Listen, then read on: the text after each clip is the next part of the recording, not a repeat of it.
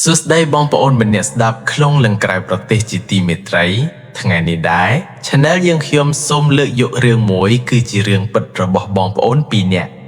ពេលនេះដែរមានចំណងជើងថាបាត់គោរកឃើញនៅព្រៃខ្មោចនិទានភ័យរន្ធត់ព្រៃកប់ខ្មោចវត្តចាស់ភូមិព្រៃបាយ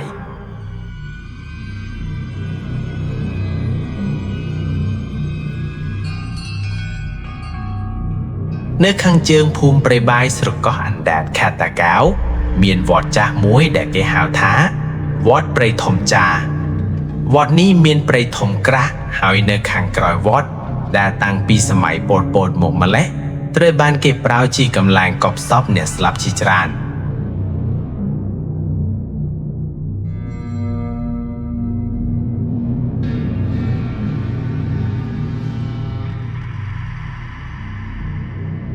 មានទាំងអ្នកចាស់ក្មេង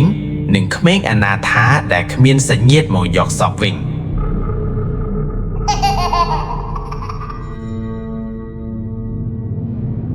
មនុស្សចាស់ក្នុងភូមិប្រាប់ថាពេលថ្ងៃវាស្ងប់ស្ងាត់ធម្មតាតែពេលថ្ងៃ15កោដឬថ្ងៃព្រះច័ន្ទពេញវង្ស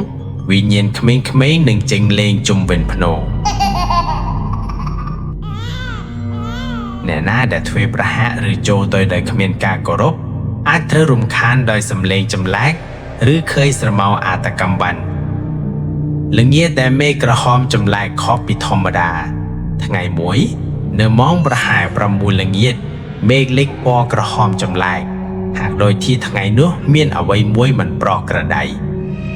នាយកកុសលបងប្រុសនាយកចម្រើនបាននាំគោទៅឃ្វាលជាតិវត្តចាស់ស្រាប់តែគោមីចម្ប៉ាជាគោដែលគាត់ស្រឡាញ់ណាស់ព្រោះវាជួយគ្រួសារក្នុងការងារស្រែរហូតមកនៅលើវាស្មៅគាត់រវល់លេងគប់ស្មៅជាមួយក្មេងៗភូមិសំឡេងសើចលាន់ឮពោពេញដោយភាពរីករាយស្រាប់តែបន្ទាប់ពីមួយសន្ទុះសំឡេងសើចនោះស្ងប់ស្ងាត់ភ្លាមដូចមានអ្វីមួយធ្វើឲ្យក្មេងៗរំខានចិត្តនិងដេញគោមកផ្ទះរៀងៗខ្លួនចំណែកឯនាយកកុសលងាកមកមើលខ្សែចងគោមីចម្ប៉ារដាច់បាត់ទៅហើយគោបាត់បេះដូងគាត់ទាក់មួយផ្លែតកុសលស្រែកហៅគោចម្ប៉ាអើយចម្ប៉ាអើយសំឡេងគាត់ត្រឡប់មកវិញជាមួយខ្យល់ត្រជាក់ពីក្នុងព្រៃភ្លាមគាត់ឮសំឡេងដូចក្មេងសើយស្រាលពីខាងក្នុងព្រៃកប់ខ្មោច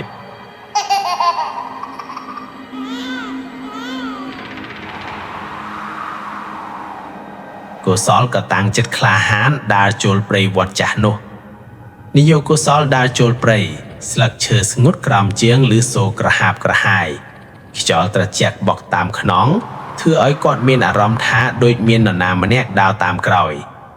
ផ្លែតមួយគាត់ឃើញស្រមោលក្មេងតូចរត់កាត់ពីក្រោយដើមឈើគាត់ឈប់ដង្ហោមួយផ្លែតអ្នកណាកុសលសួរគ្មានអ្នកឆ្លើយតែសំឡេងសើចតិចនៅតែបន្ត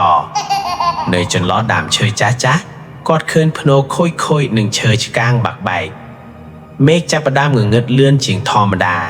គាត់មានអារម្មណ៍ថាគាត់មិននៅម្នាក់ឯងទេភ្លាមមានសំឡេងស្រាវពីខាងក្រោយមកលេងជាមួយពូយើង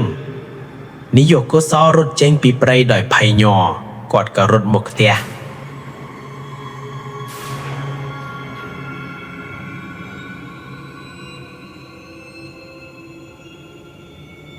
ពេលមកដល់ផ្ទះ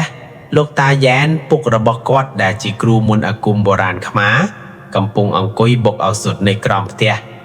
ពេលឮរឿងគោបាត់លោកតាយ៉ែនស្ងៀមមួយសន្ទុះហើយមើលទៅទិសខាងជើងថ្ងៃនេះថ្ងៃ15កើតពួកគេចូលជិតលេងថ្ងៃនេះលោកយាយពេជ្រសេងដែលទៅតែត្រឡប់ពីដើរលក់ឱសថបុរាណតាមភូមិជិតខាងឈរនៅជិតប្តីកុំឲ្យកុសលទៅម្នាក់ឯងទេឧបវាលោកតាយ៉ានយកខ្សែកថាព្រះពុទ្ធអាអង្គម្សៅមុននិងទៀនខ្មៅ3ដើមយើងតែយកគោវិញតែត្រូវគោរពគេកុំបំពានគេ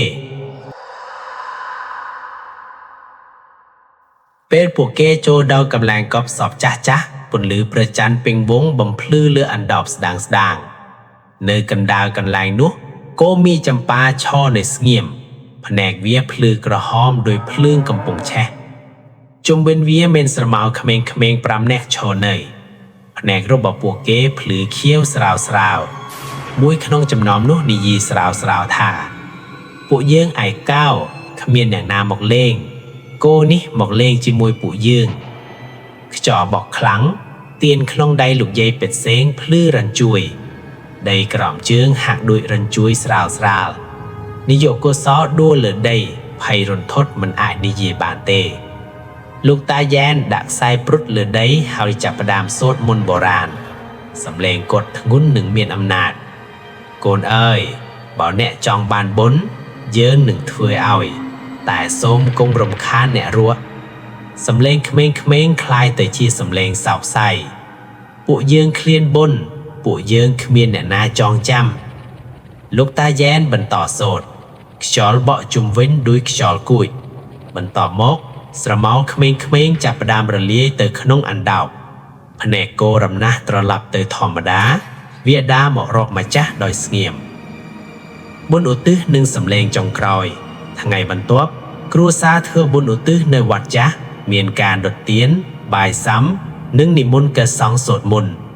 ចាប់ពីថ្ងៃនោះមកភូមិព្រៃបាយស្ងប់សុខវិញតែយប់មួយខណៈនាយកកុសលដេកលក់គាត់ឮសំឡេងស្រាវក្រៃបងអើយអើគុណគាត់បាក់ភ្នែកមើល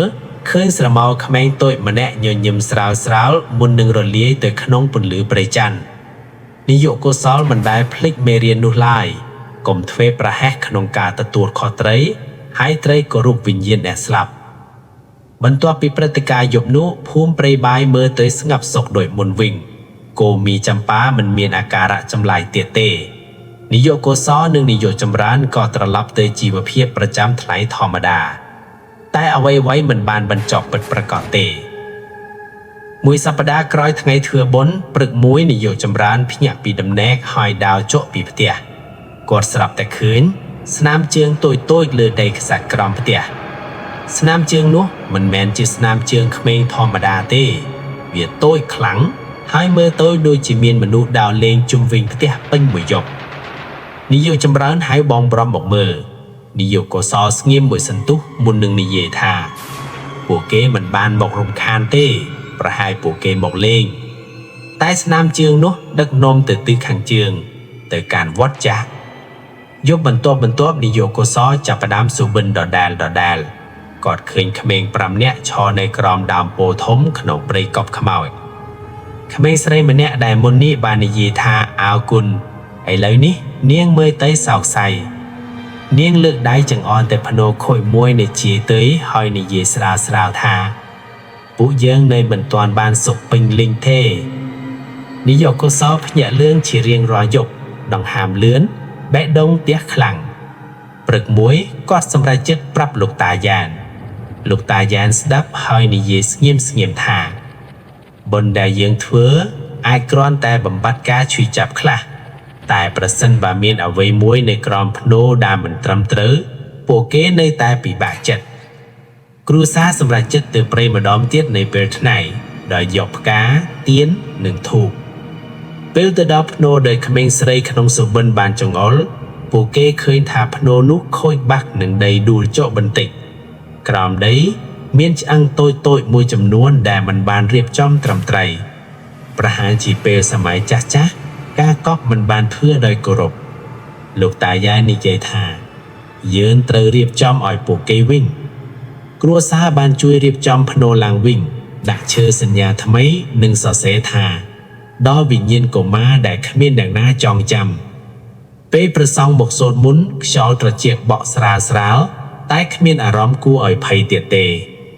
នៅចុងពិធីមានផ្កាព្រៃតូចធ្លាក់ពីលើដើមឈើមួយដូចជាមានយ៉ាងណាម្នាក់ដាក់អើគុណយប់នោះនាយកកុសលដេកលក់ដោយសុខសាន្តជាលើកដំបូងក្នុងរយៈពេលយូរក្នុងសុបិនគាត់ឃើញក្មេងៗទាំង5លេងជុំវិញវាលស្មៃភ្លឺស្រដិនក្រោមពន្លឺព្រះច័ន្ទក្មេងស្រីម្នាក់ញញឹមស្រាវហើយនិយាយថាឥឡូវនេះពួកយើងបានទៅកន្លែងល្អហើយពេលភ្ញាក់ឡើងគ្មានស្នាមជើងលើដីទៀតទេព្រៃវត្តចាស់ក៏ស្ងប់ស្ងាត់ដូចធម្មតាសាររបស់រឿងកុំភ្លេចថាមនុស្សស្លាប់មិនមែនត្រូវការភាពភ័យខ្លាចពីអ្នករស់ទេ ពួកគេត្រូវការតែការគោរពនិងការចងចាំបាទសូមអរគុណរាល់ការតាមដានចូលចិត្តពុកដាក់ស្ដាប់ញាបន្តទៀតរបស់ខ្ញុំតាំងពីដើមដល់ចប់សូមជូនពរឲ្យបងប្អូនសុខសប្បាយរកបន្តទៀតមានបានសូមកុំភ្លេច follow និង subscribe Channel YouTube ម្នាក់មួយផងអរគុណច្រើន